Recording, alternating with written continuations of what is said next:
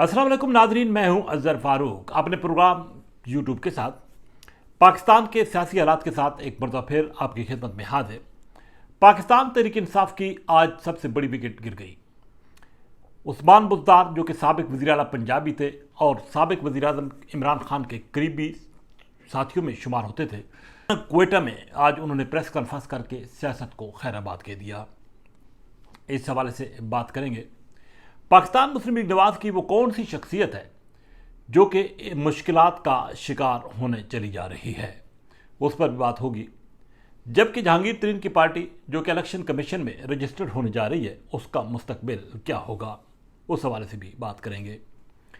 सबसे बड़ी और अहम खबर आज की ये है कि उस्मान बुज़दार जिनके हवाले से खासी मुतनाज़ा मामला चल रहे थे, वो बिलाखिर पार्टी को खैराबाद कह गए हैं। उस्मान बुज़दार क्वेटा में अचानक नमूदार हुए और पार्टी की न सिर्फ और पार्टी की सियासत और अपनी सियासत से किनारा कशी का ऐलान किया। उन्होंने 9 मई के वाक़यात की मज़म्मत की और वाज़ेह किया कि अब वो मज़ीद सियासत नहीं करेंगे बल्कि ब्रेक लेंगे। उस्मान बुज़दार का ये भी कहना था कि मुल्क की हालात बिलखसूस सियासी हालात इंतहाई गंभीर हो चुके हैं और इन हालात में उनके लिए सियासत करना अब मुश्किल नज़र आता है। उस्मान बुज़दार एक ऐसे वक्त में पंजाब के वज़ीर आला बने थे जब अचानक उस वक्त के वज़ीर आज़म इमरान खान ने वसीम अकरम प्लस का नाम देकर उनको वज़ारत आला के मनसब पर अहम जिम्मेदारी सौंपी थी। अगरचे उस वक्त भी पाकिस्तान तहरीक इंसाफ के अंदर मुख्तलिफ़ किस्म की आरा सामने आई थी और ये मुतालबा भी किया गया था कि उस्मान बुज़दार को ये जिम्मेदारी ना दी जाए।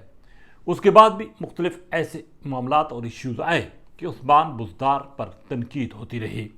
उन पर करप्शन के इल्ज़ामात भी लगे, उनकी नाअहली के चर्चे भी थे, लेकिन इसके बावजूद इमरान खान बज़िद रहे और उन्होंने उस्मान बुज़दार को बरकरार रखा। बिलाखिर एक ऐसा वक्त आया जब पाकिस्तान मुस्लिम लीग काफ बाज़ाब्ता तौर पर वज़ीर आला के लिए आगे आई और चौधरी परवेज़ इलाही को वज़ारत आला का मनसब देना पड़ा। उस बिना पर उस्मान बुज़दार को रुखसत होना पड़ा और वज़ारत आला का मनसब छोड़ना पड़ा। लेकिन उस्मान बुज़दार बदस्तूर पार्टी के अंदर अहम जिम्मेदारियां अंजाम देते रहे, लेकिन दूसरी तरफ उन पर करप्शन के इल्ज़ामात बदस्तूर बढ़ते रहे और मुख्तलिफ़ अदालतों में केसेस भी फ़ौरन हुकूमत के बाद दर्ज हुए। ये ख्याल दायर किया जा रहा था कि शायद उस्मान बुज़दार इमरान खान का साथ देते रहें, लेकिन उस्मान बुज़दार ने भी बिलाखिर पाकिस्तान तहरीक इंसाफ को झंडी करा दी है और उन लोगों के वो अब इल्ज़ामात सच साबित हो रहे हैं जो ये उस वक्त भी कहते थे कि उस्मान बुज़दार जैसी शख्सियात पाकिस्तान तहरीक इंसाफ को दगा देंगी। और भी 4-5 विकेटें आज इस हवाले से पाकिस्तान तहरीक इंसाफ की गिरी हैं और ये खदशा ज़ाहिर किया जा रहा है कि आने वाले दिनों में भी पाकिस्तान तहरीक इंसाफ से कुछ और लोग छोड़ कर जाएंगे। बहरहाल अजीब व गरीब सूरत हाल है और ऐसी सूरत हाल है कि पाकिस्तान तहरीक इंसाफ के लिए संभलना मुश्किल हो रहा है। जहांगीर तरीन पार्टी रजिस्टर कराने जा रहे हैं।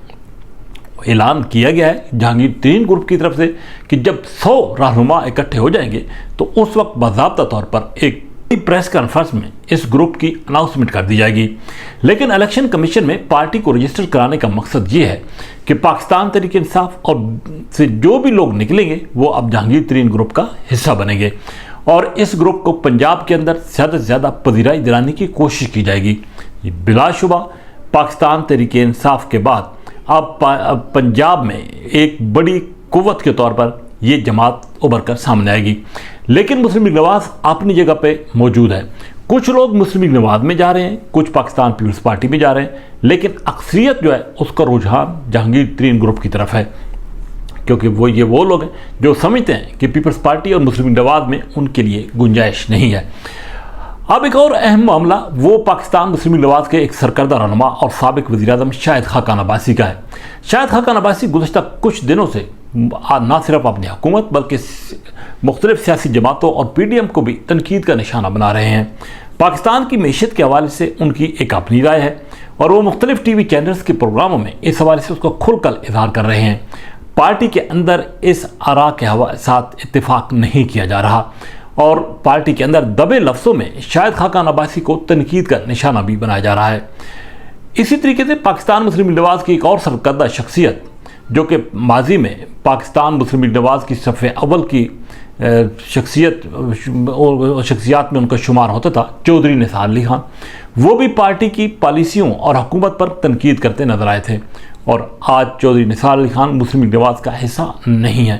چودھری نثار علی خان کی کچھ اور بھی وجوہات تھی پارٹی سے الگ ہونے کی، لیکن اب یہ سنجیدہ سیاسی حلقے یہ کہہ رہے ہیں کہ شاید خاقان عباسی بھی چودھری نثار علی خان کی ڈگر پر چل پڑے ہیں، اور اگر یہ صورتحال جاری رہی تو شاید خاقان عباسی کو اگلے انتخابات کے لیے ٹکٹ دینا مشکل ہو جائے گا۔ شاید خاقان عباسی 2018 کے انتخابات میں اپنے آبائی حلقے سے الیکشن ہار گئے تھے، لیکن مسلم لیگ نواز کی قیادت نے پارٹی کے ساتھ لائلٹی کی بنا پر ان کو لاہور سے الیکشن میں کامیاب کرایا تھا، اور اس وقت قومی اسمبلی کے وہ رکن بھی ہیں، لیکن زیادہ تر اجلاسوں میں وہ شریک نہیں ہوتے۔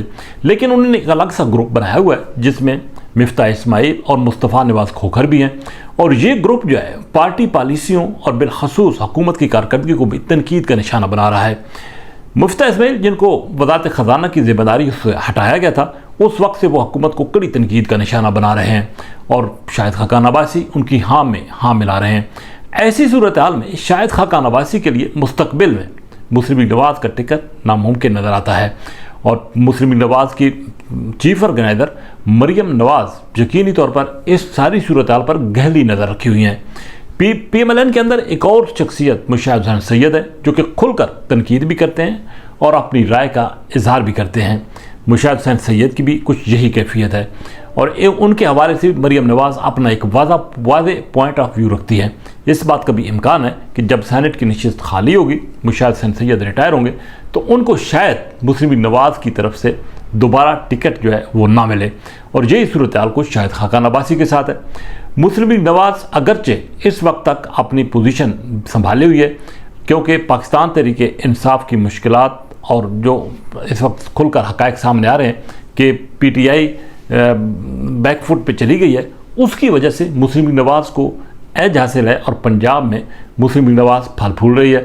اگرچہ حکومت کی کارکردگی جو ہے وہ مایوس کن ہے، لیکن حکومت کا یہ خیال ہے، اور کچھ لوگ جو ہے وفاقی وزران کا یہ موقف ہے کہ اس بجٹ میں حکومت عوام کو ریلیف دینے کی کوشش کرے گی، اور اس کے ساتھ ساتھ بجٹ کے بعد انتخابات چونکہ جلد آنے ہیں، اس میں بھی عوام کو ریلیف دینے کے حوالے سے اقدامات وضع کیے جائیں گے۔